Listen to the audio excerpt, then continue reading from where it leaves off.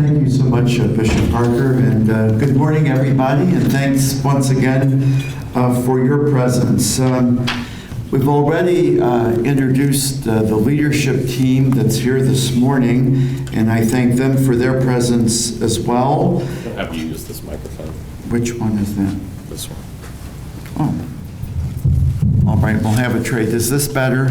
We were kind of getting an echo anyway. Anyway, thanks again very, very much for your presence. And as Sean said, this is something that we've been wanting to do for a long, long time.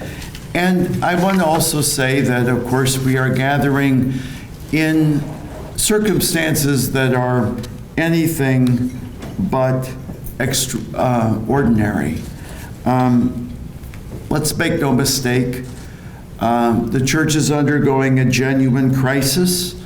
It's a crisis that threatens to undermine the faith of a lot of Catholics, caused a lot of Catholics to question their faith, and maybe even to lose trust in the church as an institution. I've been out speaking with Catholics and others in the Archdiocese of Baltimore. About 17 listening sessions have been conducted somewhere between myself and Bishop Parker. I've been to a lot of parishes and have listened to the voices of lots and lots of people who have made it abundantly clear that we certainly need to address this crisis forthrightly, but we also need to share what we have done to rid the church of the scourge of sexual abuse and to address the crisis by reestablishing the bonds of trust. Let me just also say a word about the breadth of our local church, which includes Baltimore County and 9 surrounding counties here in Maryland. As I'm sure all of you know, the Archdiocese of Baltimore is the first Roman Catholic diocese in the United States. Our first bishop was John Carroll. We were established in 1789. Between parishes and missions, we have 153 located in the city and the 9 counties. There's a total of some 545 priests serving here. 244 of them are priests of the Archdiocese. Another 196 belong to religious orders, and we're very blessed by their presence in our midst. We have about 160 permanent deacons, 55 religious brothers, 803 religious sisters, and many, many lay ministers who serve the church in really a variety of capacities. We're blessed with hospitals, 5 of them, that offer superb care, the best anywhere in the state of Maryland and in the region and maybe even the country. And we have 2 seminaries, the oldest and the second oldest, the oldest being St. Mary's in Roland Park, run by the Sulpician Fathers, and Mount St. Mary's Seminary in Emmitsburg, which I was privileged to attend way back when. I'd like, if I might now, to turn to some of the issues that are at hand, and I'd like to talk about the steps that we're taking in the Archdiocese of Baltimore to ensure that there is the utmost level of transparency and accountability in the Archdiocese in all matters pertaining to sexual abuse and harassment. Among the dioceses in the United States, the Archdiocese of Baltimore has been at the forefront of implementing rigorous policies and procedures to deal with instances, of the abuse of minors and to hold abusers accountable. So since the 80s, we have had policies in place to do just that. In 1993, the first independent Child Protection Review Board was introduced into the Archdiocese of Baltimore. Today it's comprised of lay women and men who are experts in the fields of civil law, canon law, law enforcement, healthcare, and social services. And currently, the Independent Review Board is chaired by retired Court of Appeals Judge Joseph Murphy. And then in 2002, the Office of Youth and Child Protection was established, and the purpose of this is to implement the requirements of the Dallas Charter that mandated protocols for dealing with allegations of sexual abuse and other improprieties by members of the Catholic clergy. And I'm very grateful to Jerry Burkhart and Deborah Brown for their work in staffing this office and in leading this effort. And really very importantly, we were among the first dioceses, really anywhere in the world, to publicly disclose the names of all credibly accused priests, dating back to the 1940s. And not only the names, but also details about the credibly determined accusations. And this list continues to be updated, and it is available on the Archdiocesan website. And I think if you would go there, and is it up there, just so you get some idea about what it looks like. Now I'd like to review briefly how allegations of abuse are handled. And let me be very, very clear. Here in the Archdiocese of Baltimore, there is zero tolerance for any act of sexual abuse against a minor. Any act of abuse by a bishop or a priest or a deacon, a lay employee or a volunteer. And this zero tolerance is not simply a matter of policy, but most of all, a matter of practice. Any individual credibly accused is removed and permanently barred from ministry and employment in the Archdiocese of Baltimore. The allegation is reported immediately to civil authorities, as well as to the Maryland Attorney General. And in addition, the Independent Review Board oversees the handling of all allegations of sexual abuse or sexual harassment or inappropriate conduct by any member of the clergy or any employee or any volunteer. We also take the further step of notifying the public of credible allegations of abuse, and when warranted, we conduct public meetings. So we've tried really hard to have a rigorous and thorough approach for dealing with allegations of those credibly accused, and I might add that these practices have been adopted by other organizations, both near and far. Now, because we continually try to make our approach robust and responsive, I'd like to briefly highlight some additional measures that we've implemented and which we will be pursuing this year. So, as your bishop, the bishop of this diocese, I am committed to increasing lay responsibility and involvement in the day-to-day affairs of our local church.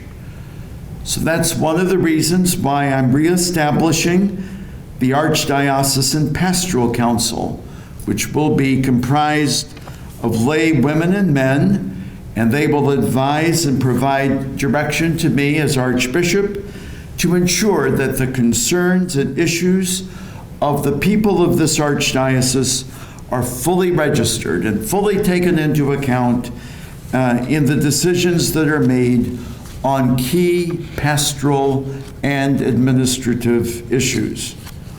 Also, we have issued the results of the most recent independent audit of our compliance with national child protection policies. And once again, we have been determined to be in full compliance with the 2002 Dallas Charter. We're also providing you today with the first annual report by our independent review board. And what this does is it details the work of the board over the past year, and it has resulted in some recommendations which the Archdiocese will implement. We have also updated our child protection policies. It's not simply a matter of putting it in place and saying it's done. This is something that is a living document that is continually updated. So we've updated our policies for clergy and employees and volunteers to ensure that they're as rigorous as they need to be in making sure that we create a truly safe environment for children and young people in our parishes and in all the ministries of the Archdiocese. And this includes the requirement that any of the bishops serving in the Archdiocese of Baltimore would sign and be bound by the code of conduct that all priests, employees, and volunteers agree to. And in the diocese, I'm the Archbishop. Bishop Parker is auxiliary bishop, along with Bishop Brennan and Bishop Madden. Although he's technically retired, he is young at heart, and he is doing full-time ministry. So we're blessed with the 4 bishops, but we are formally binding ourselves to that code of conduct. You might remember that this is one of the things under discussion by the bishops, that there would be a national code of conduct. Well, we're not quite there yet nationally, but boy, we can do it locally. And that's the decision that we made. Also, we are introducing today an independent third-party reporting system. Again, this is a proposal that was made in November at the bishops' meeting, which is conducted here in Baltimore. We were not able to vote on that in November, but once again, we said to ourselves, why can't we do this locally? And so we are instituting this third-party reporting system that provides any person with an opportunity to report a bishop accused of any act of impropriety, any criminal or ethical violation. And this might concern acts of sexual abuse or sexual harassment, or it could include financial impropriety or behavior in violation of the code of conduct. In other words, that which is expected of any member of the clergy or any representative of the Archdiocese. What's important to note here is this, that bishops who serve in this area, in this Archdiocese, are expressly being held accountable to the same rigorous standard of conduct that any other member of the clergy, any volunteer, any employee are held to. And the report of such allegations against bishops will not be received or handled by my office, but by individuals totally independent of the Archdiocese. Now, again, you will remember that this was on the table when the bishops met here in Baltimore in November. And yes, we were asked to defer action, but we moved ahead here in the Archdiocese to require the full accountability of our bishops, to ensure that there is the essential opportunity to report instances of abuse, harassment, or impropriety anonymously if desired. We have instituted, as I mentioned, an independent third-party reporting system. It's called Ethics Point, which, as you can see, is up on the screen. And I've asked the Independent Review Board, currently led by 2 retired judges, I've asked that they receive and act on allegations against bishops serving in the Archdiocese. Those allegations, if deemed credible and criminal, and possibly criminal, are reported immediately to civil authorities as well as to the papal nuncio in Washington. And so we're committed to providing the utmost assurance that any allegations against a bishop will be handled appropriately, thoroughly, and transparently. Now, let's talk a little bit about priestly formation, because a lot has been written about the causes of sexual abuse committed by priests, and it's only fair that seminary formation would come under scrutiny, because in the past, some unhealthy individuals did become priests. They've done a lot of damage to a lot of people. And so I just want to mention here the steps that have been taken to ensure that our seminarians are vetted and formed and trained spiritually, mentally, psychosexually, to ensure that we have healthy individuals in mind, body, and spirit, serving as ordained ministers of the church. And so we have a screening process that's rigorous, extensive personal and psychological evaluations, criminal background checks, and intense clinical evaluation by experts. Each seminarian is required to participate in 4 to 6 parish assignments, and this enables not only the pastors of the Archdiocese to get to know them, but a broad swath of the laity. And I think that's very important to get insight, a lot of insight, into the men who are being ordained as priests. And it's my responsibility and my commitment to ensure that healthy, well-adjusted individuals be admitted to the seminary and formed to serve in our parishes. I'd like to talk also a little bit, as we get near the end, about lay responsibility and authority in the church.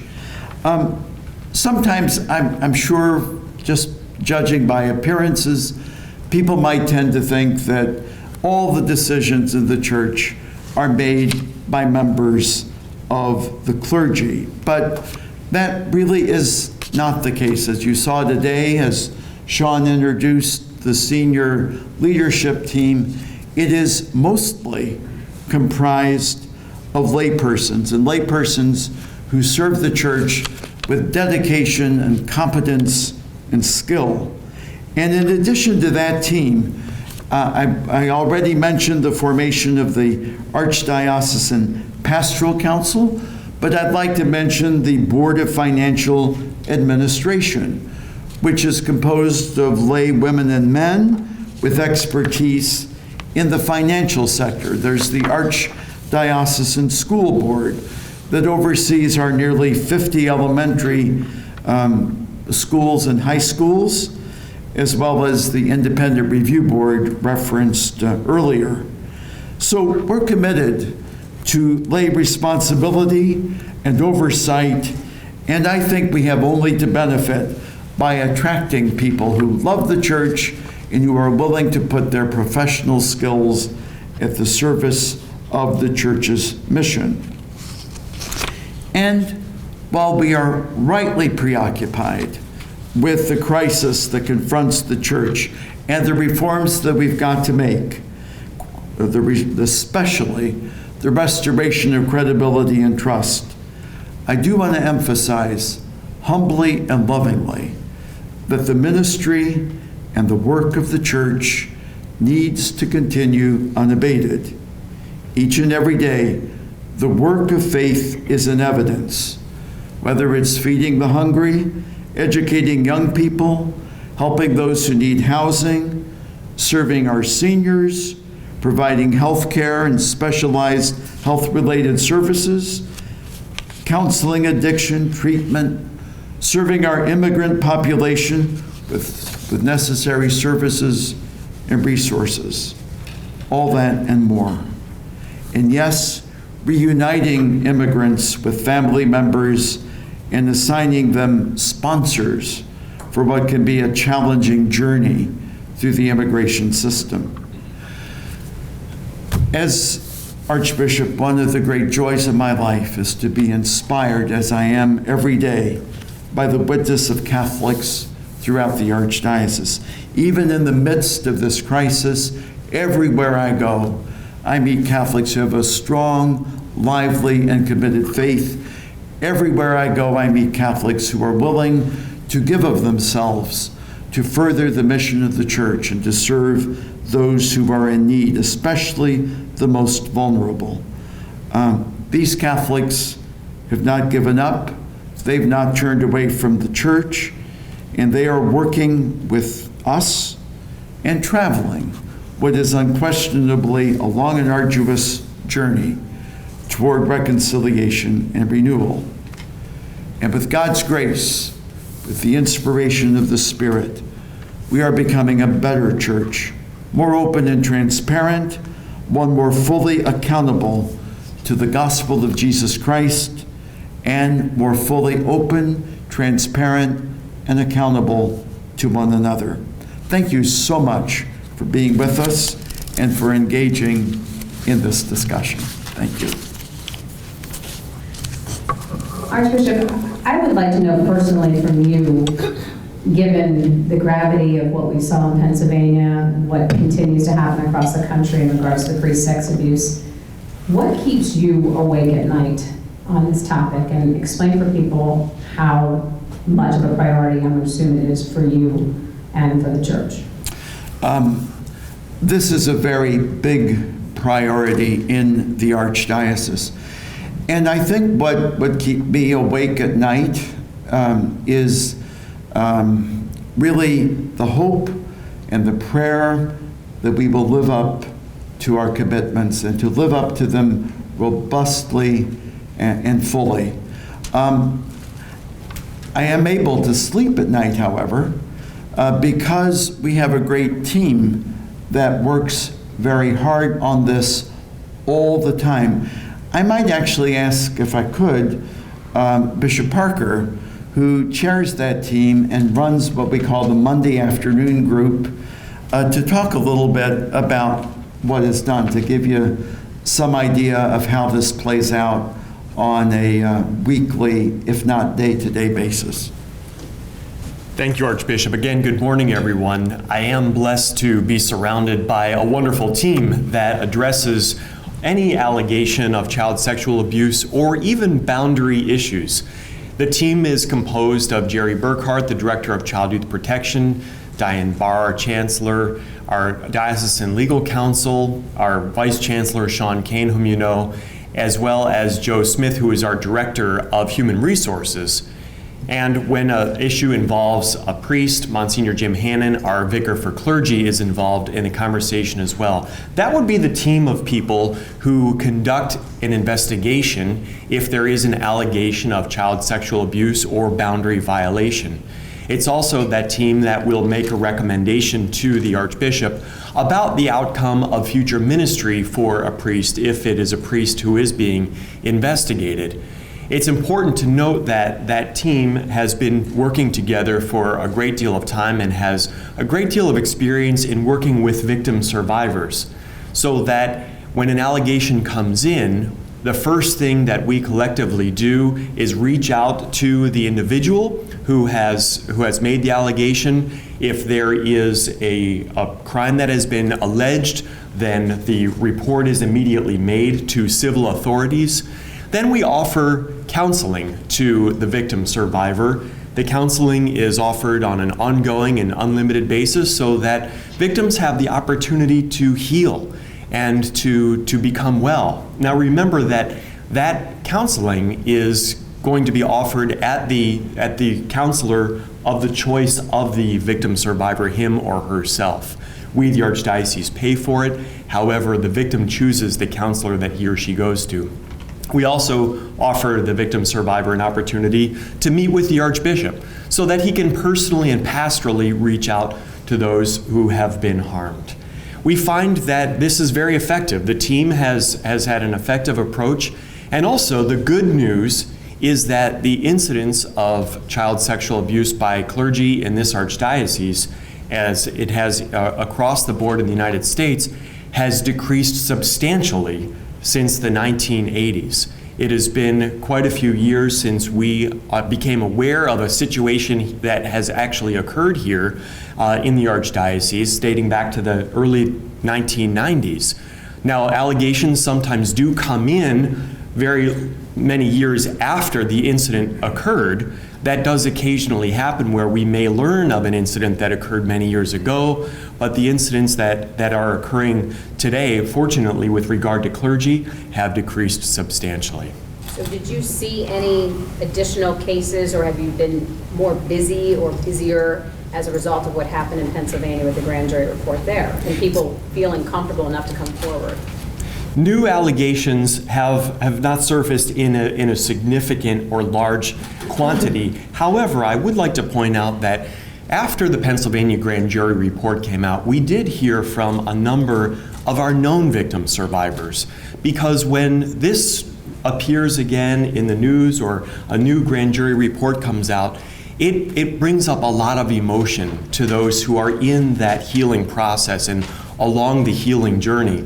One of the things I myself have learned from meeting with victim survivors is that the process of healing isn't linear. And what I mean by that, it's not as though that they're better today than they were yesterday, and tomorrow they're going to be better than they were today. For many of them, it's a process of many ups and downs, and for quite a few of them, it really is a lifelong journey.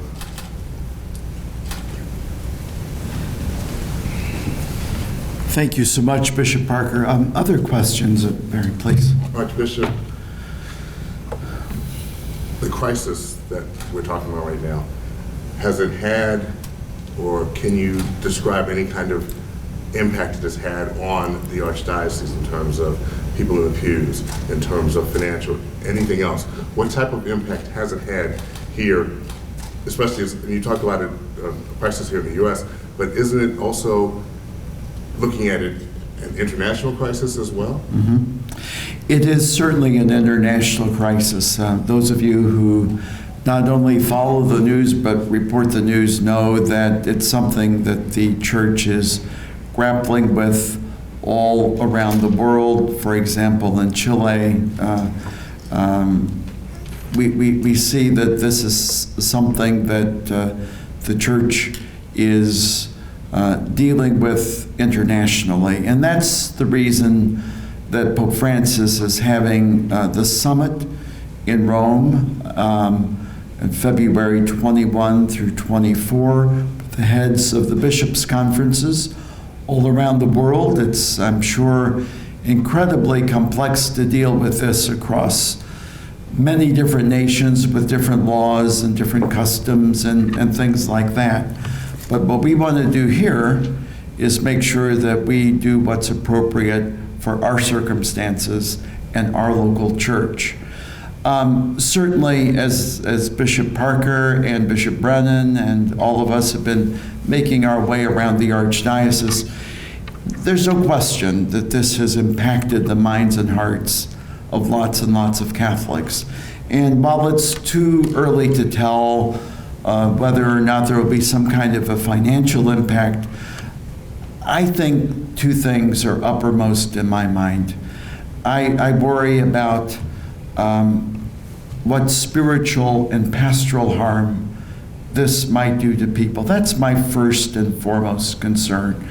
If you're one who follows Jesus as a shepherd of souls, that's what you're most concerned about. And secondly, what I spoke about at the end of my remarks, which is the work of the church. It affects, changes, touches the lives of so many people, and I want to make sure that that continues unabated. So those would be my concerns. Have you seen fewer people, though? Are you seeing any numbers that you can quantify that you say, yes, this is a result of what's happening? We do track our weekly attendance. In fact, we've been tracking it carefully for some time now, and we have not seen a drop-off in attendance. I think there have been probably weeks when, except for last weekend, when of course it snowed, and that always causes a downturn. In fact, when it snows on Sunday, I always look up and ask the Lord, don't you know what we do on Sunday here? But we've not really seen a drop-off in the vast majority of our parishes. Please. So before the grand jury report out of Pennsylvania that came out in August, there were plans to name this Catholic school after Cardinal Keeler, but there was a lot of evidence. I mean, did the Archdiocese in Baltimore? The Archdiocese in Baltimore had to know about Reverend Long being brought to the Archdiocese in Baltimore and repeating some of these accusations of abuse, and also, of course, Reverend Blackwell. So how did the church make this decision to name a school after someone with a besmirched past and all of these very credible accusations, and why did it take a grand jury investigation to change that decision? First of all, the grand jury report gave, I think, a slice of life that we did not have available to us. And it was not actually Cardinal Keeler who brought Father Arthur Long, who was a Jesuit priest, to Baltimore. He came before Cardinal Keeler got here, when Archbishop Borders was the Archbishop of Baltimore. So that detail in the Pennsylvania report was not accurate. What Cardinal Keeler did while he was here was release the names in 2002. What he did when he was here is he instituted the Independent Review Board. What he did when he was here was he put into place a zero tolerance policy. Looking back on his record in Harrisburg, it's clear he did not handle everything according to the standards that we find today to be appropriate and necessary. But I think we should also not forget what Cardinal Keeler did for us when he was our shepherd here in the Archdiocese of Baltimore.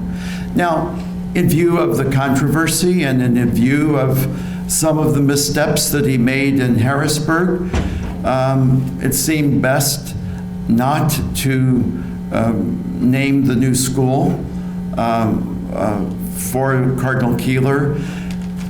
And in many ways, in any case, it was more appropriate to name the school for Mother Mary Lang, who is a great pioneer in the education of women in color in the city of Baltimore long before the Civil War, and also the founder of the Oblate Sisters of Providence. So in any case, it was a more appropriate thing to have done. So you're saying that some of these actions, or rather lack of actions, that Cardinal Keeler did in Harrisburg, were they news to the Archdiocese of Baltimore with this report? Yes, we would not have had access to that. And so we took it seriously. We also took that grand jury report very seriously. We went through it and we asked ourselves, are there priests in the Archdiocese, and are there priests named in that report who had any connection with the Archdiocese of Baltimore? And if so, we added them to our website of credibly accused priests. So we took that report quite seriously. Please. It seems like you're taking a lot of strides to move the church forward to prevent future cases of abuse. For those past victims of abuse who are seeking for more information to come to terms with what's happened, in terms of why priests may have been moved around, is there anything that you could say to them or maybe release that information about their past histories, why things happened the way that they did? I think well, thank you for that very good question. And I think that the outreach and pastoral care for victims, survivors has to be really a very big priority in all of this. We can never forget the people that have been harmed. And sometimes we do this in our private conversations with victim survivors. What we have done in releasing the names, as you might have noticed, is we didn't simply just put down the name of the credibly accused. We put in there a lot of information about each of them, including when the allegation was made and when we acted upon it. And that information is meant to be helpful in responding to those kinds of concerns. We've been very forthright about these cases, especially with the victim survivors, especially. Please. And the Attorney General here in Maryland is delving into church records. He hasn't been quite as public as his counterparts in places like New York and New Jersey and things like that. Can you talk a little bit about how that process has been going from the perspective of the Archdiocese? Sure, I'd be happy to, and Bishop Parker, again, if you'd like to comment as well. I think, first of all, our stance is one of cooperation, and we have certainly been working very hard to cooperate. I would also mention that for quite some time, certainly going back to 2002, if not before, every time we've had a credible accusation, we have sent that to not only to local law enforcement, but also to the Attorney General's office. So there is already a lot on file from us. But our stance is one of cooperation, and it is our hope that this will be helpful in the process of being transparent and forthright about all of this. Bishop Parker. Thank you. We have had the opportunity to express our cooperation to the Attorney General as well as to members of his team, and also the opportunity to share a little bit about our procedures and protocols for handling cases and allegations of child sexual abuse. Currently, we are in the process of preparing our files and turning them over to the Attorney General. There are specific files that they have asked to see, and our internal team is in the process of gathering them. They are being produced for them, and that's on a rolling basis. There are quite a few files to be produced, and we have already delivered over 50,000 pages to the Attorney General. So it's a very significant project, very significant undertaking for us, but one that we're taking very seriously, and in order to be as open and transparent as is possible. You know how far back it goes? How far back your paperwork is going that you're turning over to them? The date that we are working with right now is to 1965. Yes. Did I hear correctly earlier that since the report came out from the grand jury in Pennsylvania that you've received new allegations dating back to the 90s within the Baltimore Archdiocese? No, not new allegations, but we have heard from some of our known victim survivors who occasionally reach out to us and to our Office of Child and Youth Protection in particular, just to let us know how they're feeling. You know, we do have a relationship with many of our victim survivors that is ongoing, and it's a good relationship because it gives us the opportunity to remain in touch with them, to reach out to them about their own healing. But as I said, when these things come to light, a lot of them experience a very deep feeling of emotion, and that's oftentimes when we might hear from them again. Yes. If the 50,000 pages already turned over to the Attorney General, what's your guess about what part of the total that is? I could not guess at this point what the total amount is going to be. We have substantial files of clergy records that go back many, many years, and they're not all equal in terms of length or depth, if you will, and therefore I couldn't estimate at this point how much will be turned over. Are you working against a deadline for producing these documents? The Attorney General, I believe probably in most investigations, gives an initial deadline. We are in regular contact with them about our file production, about when the files are going to be turned over. So there is not, I guess, a specific hard and fast deadline per se, but we are working with them to ensure that we are giving these files over on a regular basis. I can't say that we have a date certain by which every file must be produced, but that's why I say it's an ongoing and rolling basis. Do you think we're talking months or years? It's a matter of months. In fact, depending on just in exactly what they're asking for and looking for, I personally, since I'm on the team that's helping to produce these files, hope it's a matter of weeks because we've done so much work on this already. So I would say it's more a matter of weeks to months. Yes. Can I ask one more thing about that? I know it's personal, but without giving it away, what kind of things are in the files? Is it just the amount of time that a priest worked at a certain church?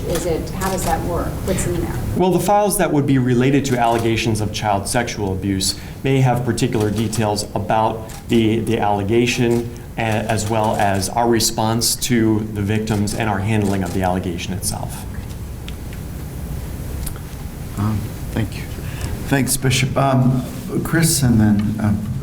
Do you know of any other diocese in the country that is doing what you're doing with the new bishops reporting initiative, where there is actually a process set up to report allegations against them? I can't guarantee that we're absolutely unique, but I'd say, kind of like with the reporting of the names back in 2002, we are certainly among the first.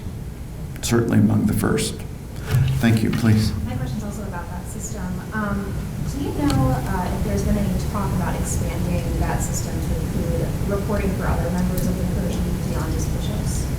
Oh, it already includes all members of the clergy, so priests, deacons, lay employees, volunteers, they're already included in that.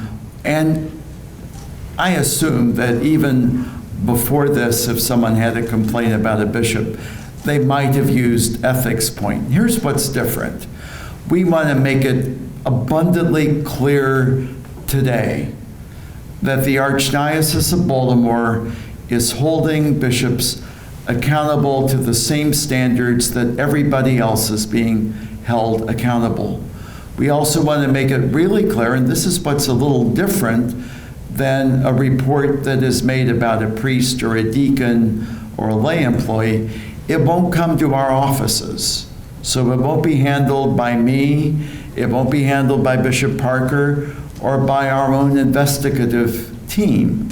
It will go to the two judges, the two retired judges on our independent review board. They will look at it. They will investigate it. They will report to law enforcement. They will report to the Pope's representative in Washington, the papal nuncio. So that's different. So we're not just including ourselves in the process that everyone else is subject to. We've actually honed it to make it appropriate for how you investigate and report when someone happens to be in charge. So that's the difference here. I want to really make that clear today, please. These new policies that we're talking about right now, these were things that were discussed, as you mentioned, back in November when the bishops were here. Mm-hmm. If the Vatican had asked the bishops to wait until at least this meeting in February.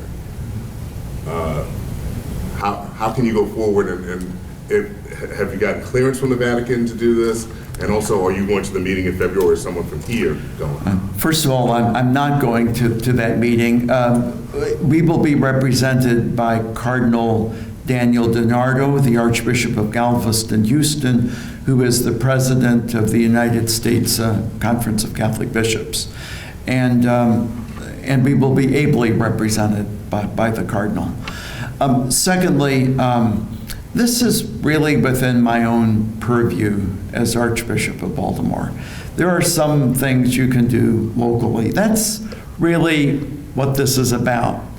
I came back from the bishops' meeting. I had certainly hoped we were going to vote on these things and put them into place and do it nationally. But I said, let's see what we can do locally. What can we do in the Archdiocese of Baltimore? And that's what we're doing today. So I didn't need clearance. I didn't get clearance. I talked to a lot of people in the Archdiocese, lay people, parishioners, parish leaders, my own team. Said, listen, we can do this ourselves. And that's really what I think today is all about. Chris? If the Vatican or the bishops meeting in June come up with stricter standards than what you've created, will you follow those strict Absolutely, yeah. This is not ever going to ratchet down. This is only going to ratchet up. Only going to ratchet up, please. Can you talk a little bit about the situation with Bishop Bransfield last year? Mm-hmm. How did that come to your attention? What was the origin? I would, of course, want to, it came because people came forward and presented a credible picture to me. And upon receiving that credible picture of patterns of behavior, it seemed to me that I'm the Metropolitan Archbishop, and my province includes Wheeling, West Virginia, as well as Delaware and all of Virginia. And I said my responsibility right away is to report this. And then I was appointed to investigate it. And there, again, I said, I'm not going to investigate it myself, bishop to bishop. It seemed to me the appropriate thing to do was to enlist a team of lay people who know how to do this. And they are coming, I think, toward the conclusion of their investigation. And was the decision to implement ethics point now, partly in response to what happened with Bishop Bransfield last year? I don't know how much that weighed to it. Certainly it was a factor. Certainly this whole aura of crisis that we are in was undoubtedly a factor. Sometimes a crisis has a way of clarifying your thinking. Absolutely it does. Please. I'm sure when you decided to join the church, this is the last thing you expected to be talking about. What do you have to say to those priests who put the church in this position? First and foremost, I would hope that, like all of us who are sinners, myself included, there would be in their mind and heart and soul some sense of the damage they did, not first and foremost to the institution of the church, although that damage has been great, but to the victim survivors. It's the most, that's the thing that has to be in our minds and in our hearts, is the damage that was done. And to simply spend the rest of their lives asking God's forgiveness, repenting, doing penance. I think that's the first and foremost message I would have. It is not one of anger, but it is one of fear of the Lord. The beginning of wisdom is the fear of the Lord. And I would hope that in their hearts would be an appropriate fear of the Lord and a sense of what they have caused in the lives of so many people.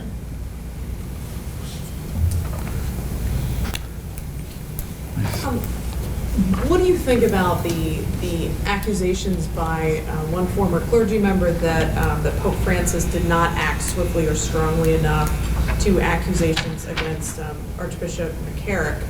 And does that change your faith at all in the pontiff, or is this, or does it remain steady? Pope Francis is a great leader, and I believe that he's facing an incredibly complex situation. That said, it's my understanding that things are moving swiftly with regard to the decisions that have to be made about former Cardinal McCarrick, and I hope that will happen very, very soon. I think that's an important step in the healing process, not only for the Church in the United States, but beyond. I hope that happens soon. I have one more. Can I ask? You sure can. Terms, what do you wish would be a message that would get out there on behalf of the Archdiocese that you think is either being muddled or is not getting out to the faithful when it comes to the church, when it comes to the sex abuse scandal? First and foremost, compassion and care for victims and survivors. Second would be that the mission of the church has to continue unabated. Third, we have had zero tolerance in place for a long, long time, and that the policies that we have rigorously implemented have indeed been quite effective. Fourth is a renewed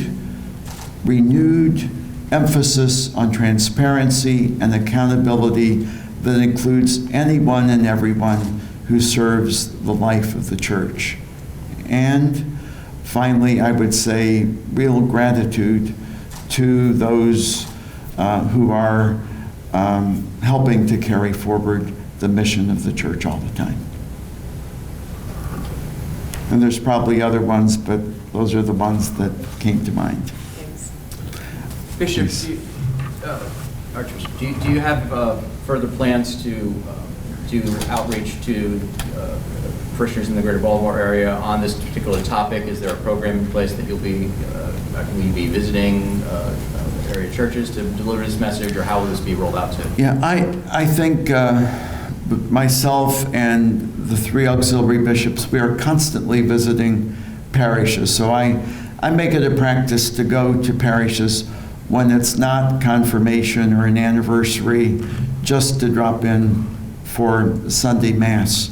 One of the things I've discovered over my years as a bishop is you learn an awful lot standing in the back of church on Sunday, and they're brief encounters, but people make the most of them, and they should. That's why I'm there. And so we do intend to continue doing that. And in addition to the listening sessions we've already done, the hope is to continue doing updates as our policies develop and as the situation unfolds. So, anything else? Can I thank you so much for coming today? I hope this was helpful to you. It was designed to be something that would give you a chance to ask questions, also a chance for me to talk a little bit about what's in my heart about this situation, the life of the church I love so much. And I ask God to bless you, to bless your ministry of the word, your ministry of informing people, and the function that you play so vital in our culture. God bless you, and please everyone have a good day. Thank you.